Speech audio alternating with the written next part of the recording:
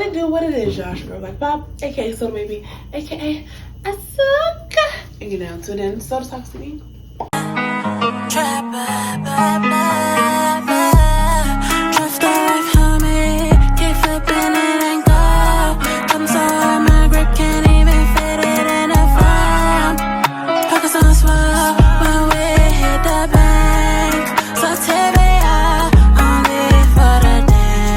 Make sure y'all like, leave your comments below, make sure y'all subscribe, but most importantly, please make sure y'all liking this video, because as you like this video, I'm gonna whip in the numbers, and as I'm whipping the numbers, I'm gonna whip in the algorithm, and as I'm whipping the algorithm, I get to start doing my giveaways.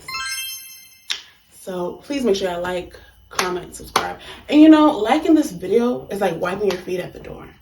Liking this video is like saying hello when you come into a room. Say hello when you come into a room.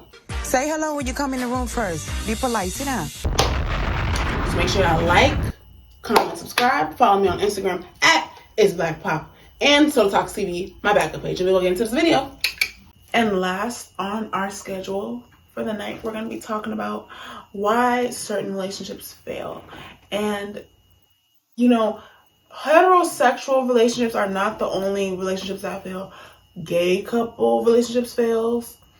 Lesbian relationship fails, polyamorous relationships fails, professional relationships fails, friendship relationship fails, open relationships, marriages fail, and there are several reasons why certain relationships fail, and it's not always about your zodiac sign or whatever you're all compatible with, and it's really about the fact that we like to blow past the red flags when they trigger us, and usually those red flags can be really small, but they mean big things. I personally feel like the reasons why relationships don't work is because of communication, trust, honesty, respect, loyalty, and I'll say affection and vulnerability. And I feel like communication is number one, because everyone's communication style, everyone don't have the same communication style. Let's start with communication. Personally, me, I feel like my downfall in communication is the fact that I like to wait for the last minute to say how I really feel. You know, I really don't like saying no, because I just don't want to disappoint you. And it's like I wait for things to snowball, and then I have emotional outbursts and I say certain things that I can't take back. But I feel like what could help is finding your best communication, the best way you communicate, because sometimes when things happen, you need time to process it, and in the heat of the moment, you can't really process how you really feel and where it started and where certain things stem from, you know. And that's why I feel like sometimes you may have to send that long text message, and then like when you come back home, then y'all can address it and be like, okay, let's go over this. You know what I mean? Because some people aren't the best. They're not very articulate when they're under certain emotions. You know what I mean? And when it comes to, I'll say, honesty and trust, I want to make that one thing. You can't have a relationship if you don't have trust. You're only gonna have situationships that don't last. And to me, I feel like honesty goes with trust. It goes hand in hand. And I feel like we fall short in this realm of relationships because people are coming as their representatives. People aren't really who they say they are. And another reason is because we excuse infidelity. You know, people will tell you that they're faithful and that they're monogamous and expect you not to see anybody or do anything, but the first chance they get, they messaging their ex back. The first chance they get, they flirt with whoever's gonna give them attention. To me, cheating is a sign of the lack of integrity within yourself. And I know we all lack integrity in some way, shape, or form, but you know, we excuse it. And we all know that it's not right because we don't like it when it happens to us. And a lot of us excuse it because of love and children, and because we wouldn't mind if it happened to us if there wasn't anything wrong with it.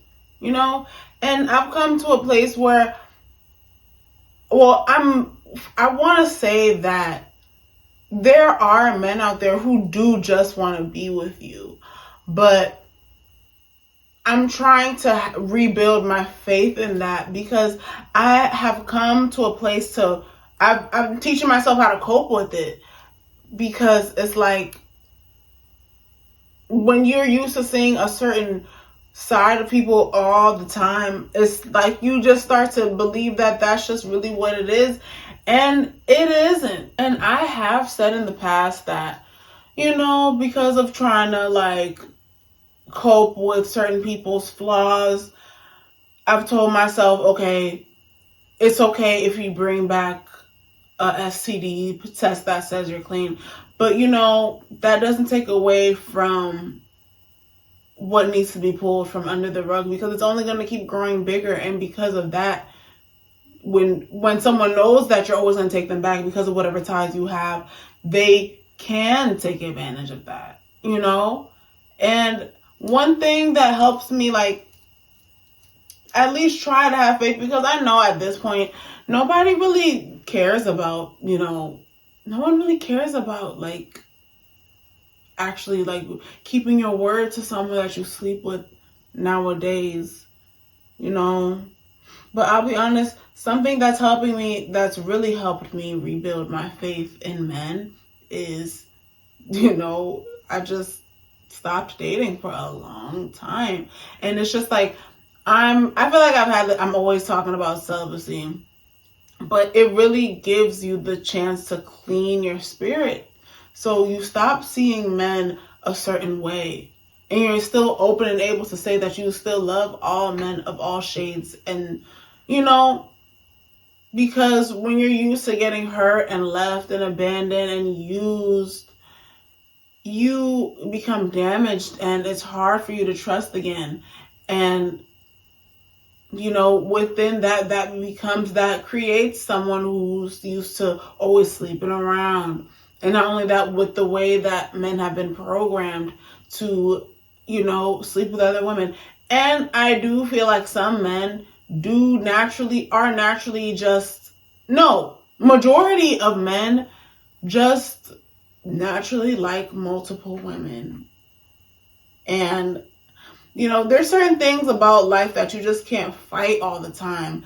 And to me, I feel like the strongest reality wins, because it also depends on if you're ready for that person who's going to be faithful to you and good to you. Because sometimes we can have it all handed to us on a silver platter, and we just mess it up because we're used to a certain type of thrill with people who hurt us. A lot of people like to emotionally abuse you by ignoring you all day because they're too busy, And not only that, people like to push you away to see how hard you're going to chase them. They like to make you jealous to see how much you want them.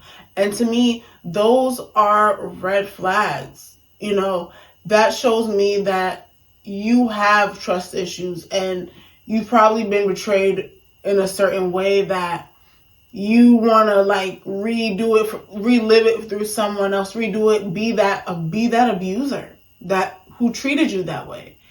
And I feel like another thing is someone who just tries to belittle you, make it, just little sly joking remarks, but really there's always truth under a joke. And people cannot hide their energy. They can say what they want, but their energy will always speak louder than words. Or people who like to ghost you. I feel like that stems from abandonment issues, because I have been ghosted and I have been a ghoster, to the point that, I try to cope with it.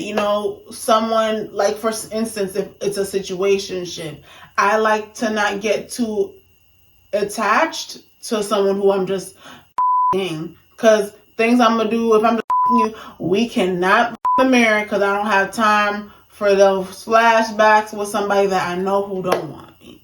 And not only that, when I'm just f***ing, I only give those situations no more than 3 months, because you take it too long, you start expecting things. I don't know about y'all, but I know how I get. I know my emotions. I know I get overly emotional, and I feel like it's best to cut it off quick and swiftly than to wait for things to grow on too long and you start thinking that it's something that it never was, because there's no spoken code.